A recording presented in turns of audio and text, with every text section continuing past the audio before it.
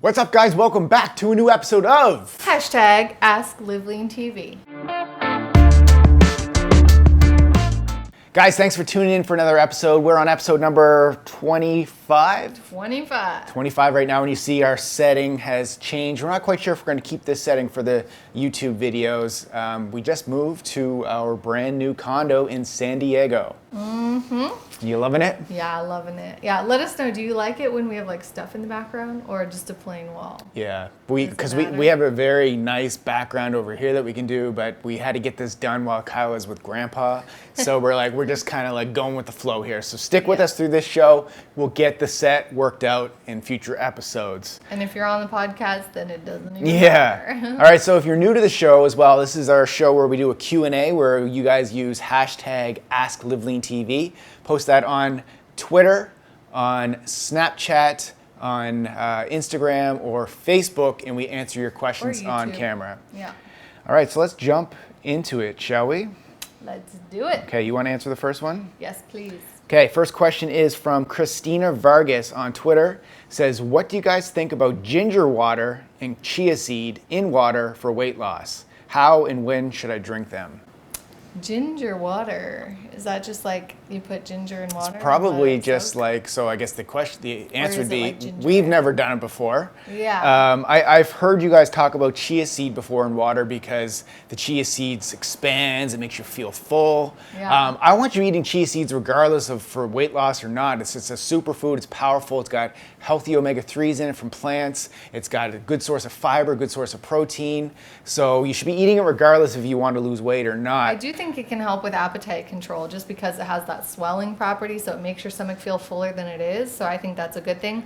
Although, it's not a free food. Like there are calories in chia seeds. So just, be aware of that. And yeah, like he said, it's not necessarily for weight loss, but it does help, I guess what I'm trying to say is stop going for the quick fixes, what it kind of sounds magic like you pills, may be looking for, the magic pill, whatever to take. And yeah, for true weight loss, you need to have a good nutritious diet and you need to exercise. Yeah. It's not like everyone who has success losing weight has done this ginger water that you've never heard about. Yeah. So even though it may help, it's not like the thing. So. But the ginger is a very healthy. Yeah, ginger's so great for adding it digestion. to water, yes, it's gonna help.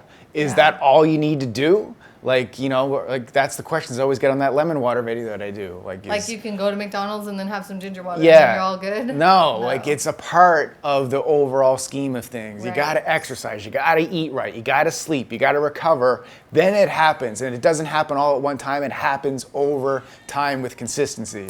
And all the small things do help, but they're not like the only thing. So, yeah.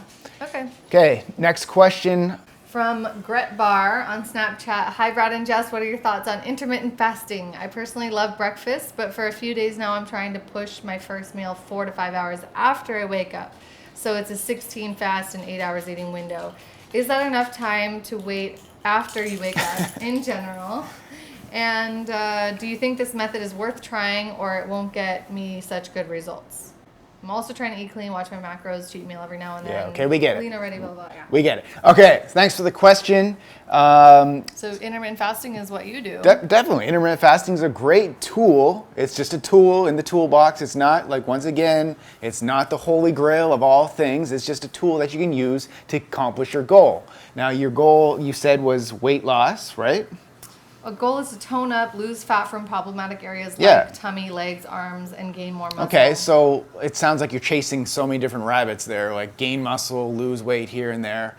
But it is a good protocol for weight loss. For gaining muscle, it's not as great because I find it's hard to get in your calories that you need because you need to cram in X amount of calories in just that 8-hour window. So that's why I like it better for weight loss than for gaining muscle. But like I said, with everything, give it a try. If it works for you, stick with it. If it doesn't, throw it out, try something else. But give it enough time. Don't just give it 2 days. Give it at least 30 days before you can give it an assessment if it works for you or not. Well, the other question was, is that enough time to wait after waking? 4 to 5 hours? Yeah, I mean, intermittent fasting works for you. So it's like just a 16-hour of no eating, 8 hours of feeding. Work that within your schedule, however it works. And if you wanted to, you could eat first thing when you wake up and then just start your fast later in the evening, right? And you it'd could still be a 16-8. You could, but there is some, some idea around it. To having activity before. To not eating breakfast and extending that window with a hormonal thing. So, next question from Instagram from Shauna Evans says, "Hey Jessica, I don't know how to navigate Twitter to #AskLiveLeanTV. Hopefully I can post here and have it answered on your podcast. Could you talk about the changes in your diet you have made while breastfeeding, which allows you to live lean? Thanks, you're an inspiration to all the mamas." Yeah, okay, that is a good question. So I don't know if everyone's aware of this, but when you're breastfeeding, you actually are burning an extra 300 to 500 calories a day just by producing that milk. So you do need to eat more than you would normally be eating. And so when it comes to doing that and living lean at the same time, the real trick is to not overdo it. Because if I were to eat an extra 1,000 calories a day and breastfeeding, then I would be gaining weight. Yeah. So you just have to be really careful that, you do need more food than you used to, but you don't need like 10 times as much food as you used to. And I think that's a big mistake that a lot of women make with their breastfeeding diet is they'll just sit there with a tub of ice cream and be like, I'm breastfeeding, like it's an excuse. Yeah, like you said, it's the same thing as when you're pregnant. Yeah, same thing with pregnancy. I'm a guy, so, I can't get into it because I don't understand it, but the idea behind being pregnant and then just throwing as much food in your mouth as possible and saying, oh, it's the hormones and this and that, you got to be a little more, what am I trying to say? Like a little more on point. Disciplined, maybe is the word, but it's not, I don't know if it's discipline. It's really just like common sense. Yeah, kind of, I want to that's say what like I mean. Sensible. You just need to be more sensible about things. Yeah. And like, I'm not trying to say that I was perfect during pregnancy and breastfeeding. Like I've definitely had, I think, more cheaty type foods than I normally would if I hadn't been pregnant. So, it's not about perfection, but it's just about being sensible day after day. So the type of changes I made to my diet, like I was actually Snapchatting earlier with someone about this, I included smoothies at night when I felt like the baby was restless and stuff and I felt like I needed more calories. I would have like a nighttime smoothie. Yeah. Also like juice, apple juice, orange juice, which is a better choice than soda or potato chips or other things that people are grabbing or women are grabbing. Yeah, right. And you guys know we don't recommend drinking sweetened beverages when your goal is weight loss. But, when your goal is breastfeeding or creating a life, then you can include different foods like that too. So hopefully that answers your question. All right, let's go to Profit3 on Snapchat. Brad, I'm absolutely addicted to the show. LOL. So I'm in a caloric deficit with my macros being 300 protein, 150 carbs, 134 fat. I work a physical labor job outside, do HIIT workouts ranging 30 to 50 minutes, 4 days a week, and I'm lifting the other 3 days. I'm also carb cycling 6 days a week, averaging 40 grams of carbs a day until my refeed day. With a carb cycle, that drops my cal deficit even more. I'm trying to get under 10% body fat, but I'm stuck. Do you think I'm overdoing it and possibly hurting my leptin levels? So leptin levels, for people that don't know, are the hunger hormone levels. Like when you go really low calorie, you can really destroy your metabolism that way, and that's what we talk about with going too low. So yeah, he's asking about that. I know it sounds like you're still getting in decent amount of calories. I don't know how many calories that is. Yeah, but 40 grams of carbs is really, really low. It's I think on the even lower. 150 is low. It's on the lower end, but like once again, it depends on. It sounds like you're pretty active, so it is pretty low for your activity level. Yeah, especially with a physical labor job. So you may want to add a little more carbs in there, and you're doing 3 to 4 HIIT and 3 strength. So yeah, like you have a physically active job. So I would say add in a little bit more carbs if you're finding that you're plateauing a little bit, and see if that does spike your leptin levels a little more. It may help you, it may not. Once again, guys, it's all about testing what works for you. But if you've been it also depends on how long you've been doing this for. It does, yeah. So how long have you been doing this for? Has it just been a week, or has it been like 2 months? Have you given it enough time to ride it out? If you haven't, then switch it up, try something new.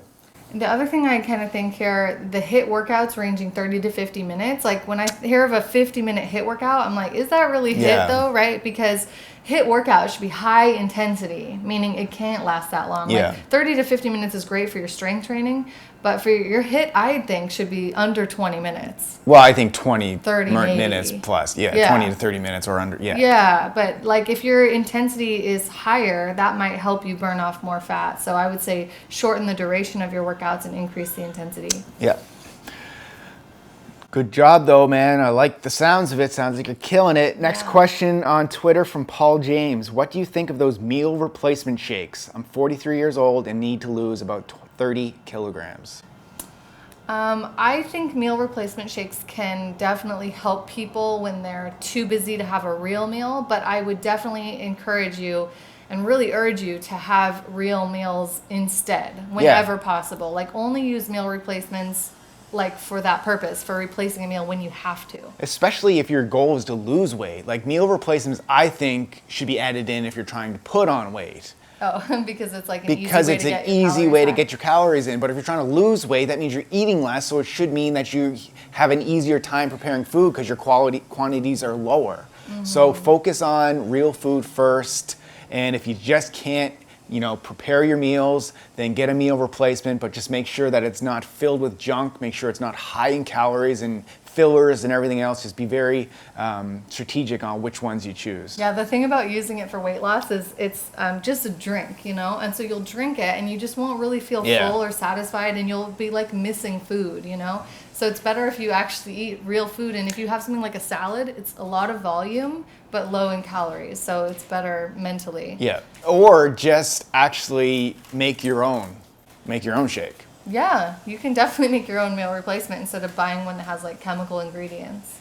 Dalia Milan Vela says, ask LiveLeanTV, hello guys, can you please tell me the difference between grains and seeds and why are grains bad for humans? How many times have we talked about this question?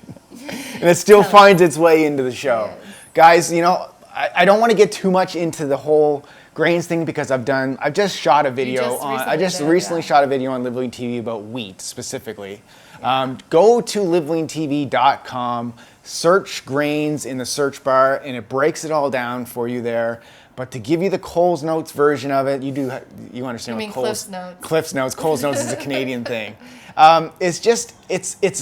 It's almost like it's empty calories with it, and it spikes your blood sugar levels. Your blood sugar levels then crash. It makes you more hungry. There's better grains than refined grains, so there's different levels of it. So it's not to say that all grains are terrible and you should never eat them again. Like I spoke in my previous video, just try, if your goal is weight loss, try to just cut back a little bit on them and save them for your cheat meal. Yeah. They're high in starch, and a lot of people tend to use them as the majority of the meal. Like, say you're eating a sandwich. You have like a tiny bit of meat on it, a little bit of vegetable, and then a ton of bread, So that's what, it just throws off your macro balance. And the grains that we're eating today are not like the grains that Grandma Ethel ate back in the day. Like, they're processed, they're GMO'd a lot of times. There's like pests, like, it's just not the same thing that what our grandparents ate. And how are they different from seeds? Seeds are a lot different. Seeds are higher in fat. They're a different,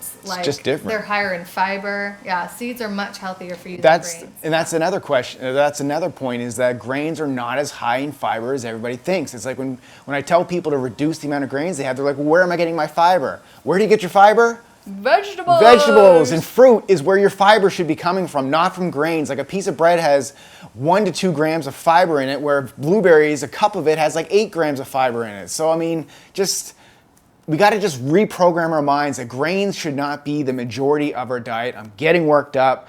Go check out the blog post, search the website because I get in more detail there. Yeah. Next question on Twitter from Chris Bravo says, hey Brad, do you have any tips to get a better looking jawline?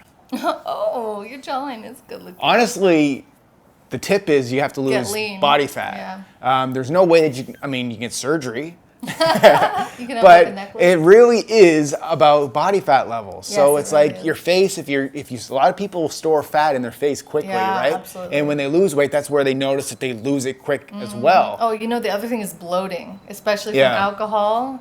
and grains even. Yeah. Like when you cut those two things out of your diet and soda, like even diet soda, I've seen clients have drastic face change difference from cutting out those things. So once again, guys, get the body fat levels down, and then the chisels, the cuts, the abs, everything else pop out. Having your body fat level change dramatically changes your face. It's so cool. Tara Teed from Twitter says, many grocery stores grow their fruits and veggies, coat them, and grow them in toxins and GMOs. Which stores are safe?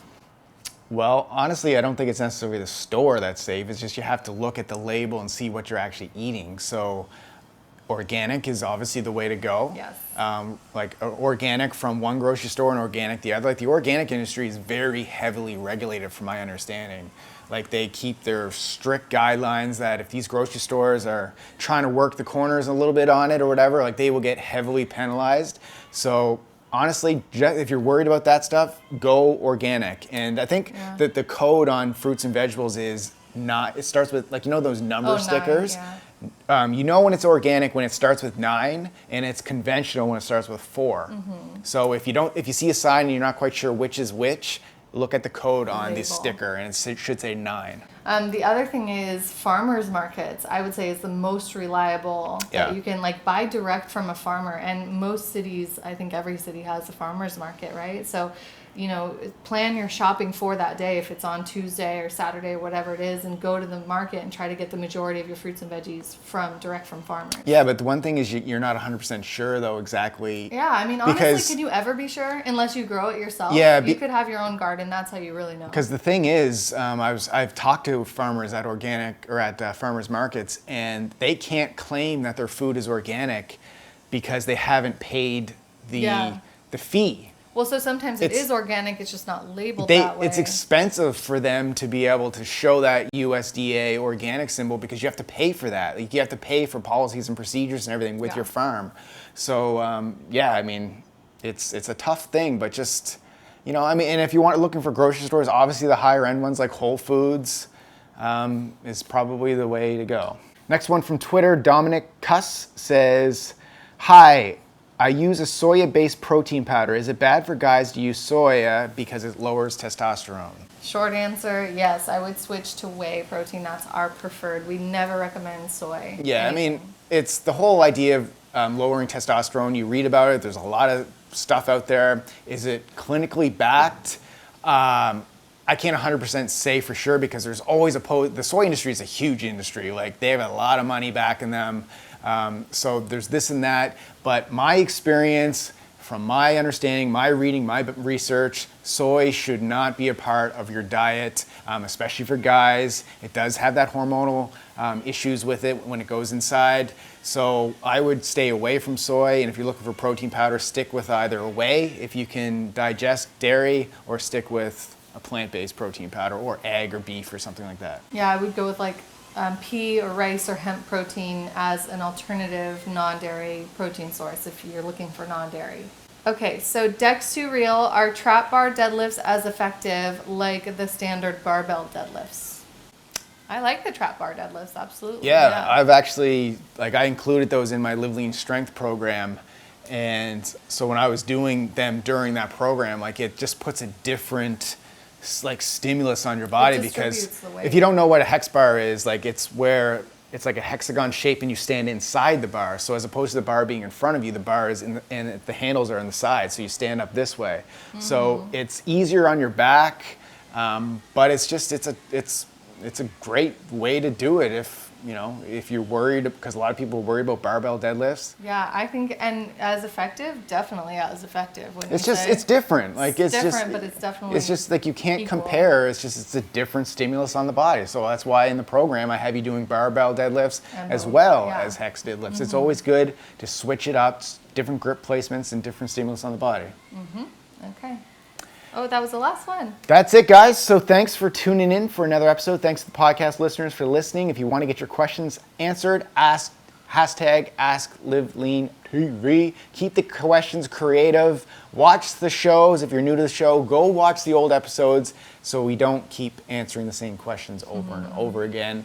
And what's the question of the day? My question of the day is, since we just moved to a new city, I want to know, what city do you guys live in? put it in the comment section below. That's a good one. We'll see you at the next episode. Live and lean. Bye. Bye.